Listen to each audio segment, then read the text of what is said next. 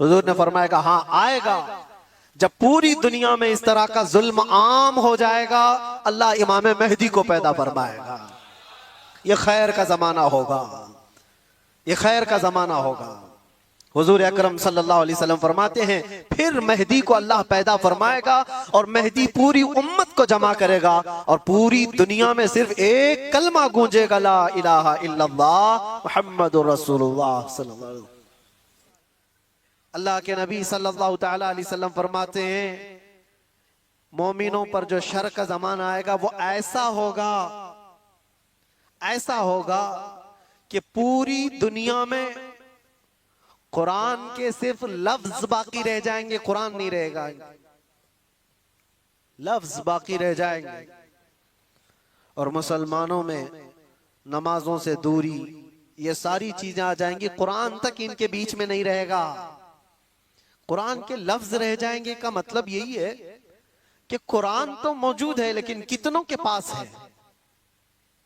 पास में होने का मतलब ये नहीं है कि पुट्ठे वाला पेपर वाला कुरान वो तो गले में भी लटका करके घूमो, उससे क्या होना है। जब कुरान ना पढ़ना आता है, ना समझ आती है और ना अमल करना आता है, तो क्या ये आज हालत नहीं है। कुरान कितने के पास, कितने लोगों के पास। मुझे अजीब वो मज़हका लगता है, लोग कव्वालियों में तो झूमते हैं और कुरान की तिलावत होती है तो इन्हें कुछ नहीं असर होता। उनको तो लगता है कब खत्म हो रही है, किरात कितनी लंबी कर रहे हैं मौलाना साहब, नमाज में लंबी किरात हो रही है। कुरान अल्लाह का कलाम है, तुम्हें समझ में आ रहा होता तो तुमको पता ही नहीं चलता कि रकात कब हो रही है। इक्का दुक्का जिसको कुरान होता होगा। तो अल्लाह के नबी सल्लल्लाहु अलैहि वसल्लम ने फरमाया एक जमाना इन पर आएगा कि इनके पास कुरान ही नहीं होगा। तो सहाबा डर गए, इतना शर आएगा इनके पास।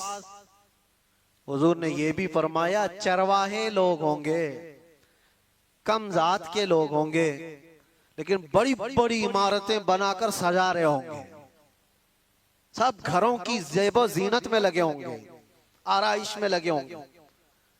आज ये तो देखने को मिलता है। बल्कि ये भी फरमाया मेरे आका सल्लल्लाहु अलैहि वसल्लम ने कि वो बड़े बड़े तख्तों पर बैठकर हुकूमत भी करेंगे। वो सब अलामात आज देखने को मिलती है। हर छोटा बड़ा, बड़े लोगों की बात तो अलग है, एक छोटा सा आदमी भी आज सब इस ज़ेबो ज़ीनत में लगा हुआ है। मस्जिदें सजा दी जाएंगी और उसमें नमाजी नहीं रहेंगे।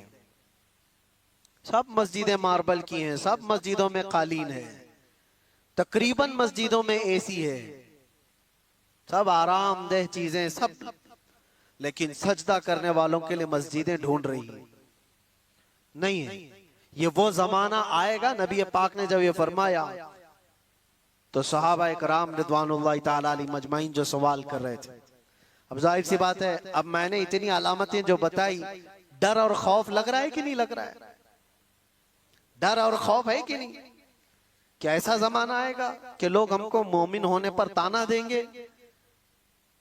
और इतना ही नहीं, हुजूर ने यह भी फरमाया कत्ले आम बढ़ जाएगा, हरज बढ़ेगा। लालच की बुनियाद पर 100 लोग होंगे तो 99 कत्ल हो जाएंगे, एक बच जाएगा।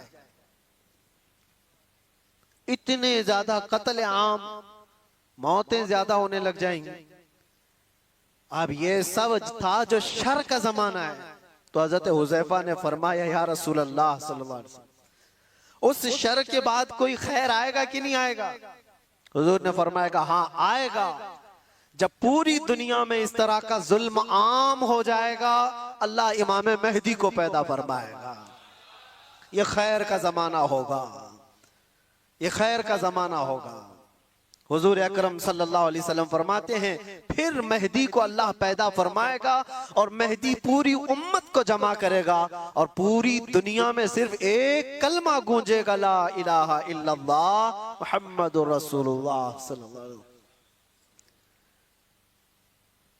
ये हदीस पाक मैंने पूरी सुनाई जो हजरत हुज़ैफा रज़ी अल्लाह तआला अन्हु से मरवी है। उस शर के बाद एक खैर आने वाला है, लेकिन उस खैर के आने तक हमें इंतजार तो है। यहां तक के लोग भूल चुके होंगे दीन को। नबी पाक सल्लल्लाहु ताला अलैहि वसल्लम ने इमाम मेहदी के ज़हूर से पहले जो चीजें हैं उसके लिए इरशाद फरमाया कि लोग दीन पूरा भूल चुके होंगे, कुरान इनके बीच में नहीं होगा, तब इमाम मेहदी आएंगे। दुआ तो हम ये करते ही हैं कि अल्लाह ताला इमाम मेहदी का जमाना अता फरमाए। हर एक की ख्वाहिश है जो इमाम मेहदी का ज़हूर और तज़किरा सुनता है, वो एक परचम तले पूरी दुनिया जमा होगी, वो दौर कैसा होगा। उस चीज के लिए तमन्ना तो सब करते हैं, लेकिन दुआ ये भी करो उस दौर के पहुंचने तक। ये जो शर का जमाना, ये जो फितनों का जमाना है, अल्लाह इसमें सब्र और इस्तिकामत अता फरमाए। जो इसमें से बचकर निकला वो ईमान वाला है। अजीजा ने गिरामी वकार, आज के हालात में और हुजूर अकरम सल्लल्लाहु अलैहि वसल्लम ने यह भी फरमाया, ला तक़ूमुस्साअतु हत्ता यख़रुज 30 दज्जालून 30 कज़्ज़ाबन, यानी हुजूर फरमाते 30 के करीब दज्जाल आएंगे। वो जो काना दज्जाल है वो बाद में आने वाला है। वो हदीस वहीं तक खत्म नहीं हुई। हजरत हुज़ैफा की जो हदीस है, फिर से शुरू से मैं आपको बताऊं। उन्होंने कहा हम कुफ्र में थे, जिहालत में थे, अल्लाह ताला ने इनाम फरमाया और हम खैर में आए, इस्लाम में आए। तो या रसूल अल्लाह, इस खैर के बाद कोई शर है? हुजूर ने फरमाया हाँ, उस शर आएगा। मैंने बताया शर। फिर इमाम में हजरत हुज़ैफा ने पूछा उस शर के बाद फिर खैर आएगा? हुजूर ने फरमाया हाँ आएगा। इमाम मेहदी को अल्लाह ताला मबूस फरमाएगा, पैदा फरमाएगा। फिर हजरत हुज़ैफा ने फरमाया वो खैर के जमाने के बाद फिर शर आएगा? हुजूर ने फरमाया हाँ, इतना शर आएगा कि कयामत आएगी और तुम रब से मुलाकात करोगे। ये आखिरी दौर है। यानी ये नहीं है कि इमाम मेहदी के दौर के बाद फिर सब कुछ सही हो जाएगा। वो जमाना लिमिटेड टाइम का है, उसके बाद फिर शर आएगा और ऐसा शर आएगा कि पूरी रोए जमीन पर कोई कलमा पढ़ने वाला ही नहीं रहेगा। कयामत ईमान वालों पर नहीं आएगी, इतनी बात याद रखो। पूरी रोए जमीन पर एक भी ईमान वाला होगा तब तक कयामत नहीं आएगी। कयामत सिर्फ और सिर्फ कुफ्फार और मुशरिकीन पर आएगी। कयामत वो सबसे बड़ी आजमाइश।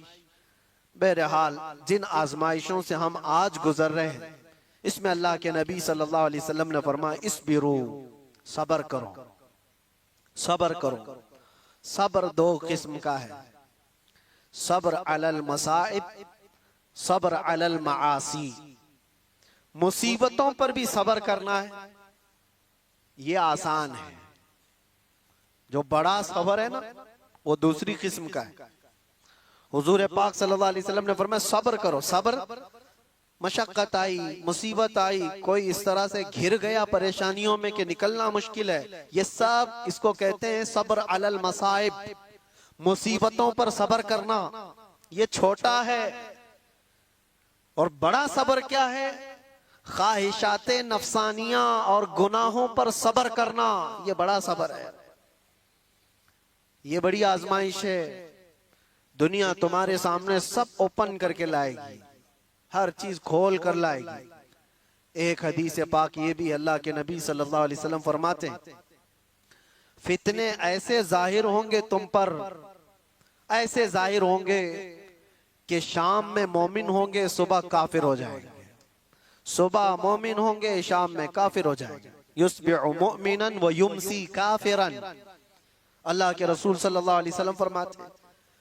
और फितनों का ज़ुहूर ऐसा होगा, इतनी आजमाइशें कि हुजूर पाक सल्लल्लाहु अलैहि वसल्लम ये फरमाते हैं एक फितना दूसरे फितने को अच्छा करके दिखाएगा। ये अच्छी चीज है, यूज करने वाली चीज है। ये बहुत सारे लोग उन फितनों को बेहतर समझ करके उसमें मुलव्विस हो जाएंगे। ये सब क़यामत की निशानियों में, आखिरी जमाने में होने वाले हवादिस। और रसूल पाक सल्लल्लाहु तआला अलैहि वसल्लम ये भी इरशाद फरमाते हैं कि मैं यहीं से देख रहा हूं जैसे तस्बीह के दाने टूट कर बिखर जाते हैं, तस्बीह अगर टूट जाए तो इसके दाने जिस तरह बिखर जाते, तुम पर फितने इस तरह से होंगे, एक दाना पकड़ने जाओगे दूसरा निकल जाएगा, दूसरा पकड़ने जाओगे तीसरा निकल जाएगा। तुम इन फितनों से बचने के लिए एक का हल तलाश करते होंगे, दूसरा खड़ा हो जाएगा, दूसरा तलाश होंगे तीसरा खड़ा हो जाएगा। हमें जीना तो अब इन्हीं के बीच में है, ईमान के साथ जीना है।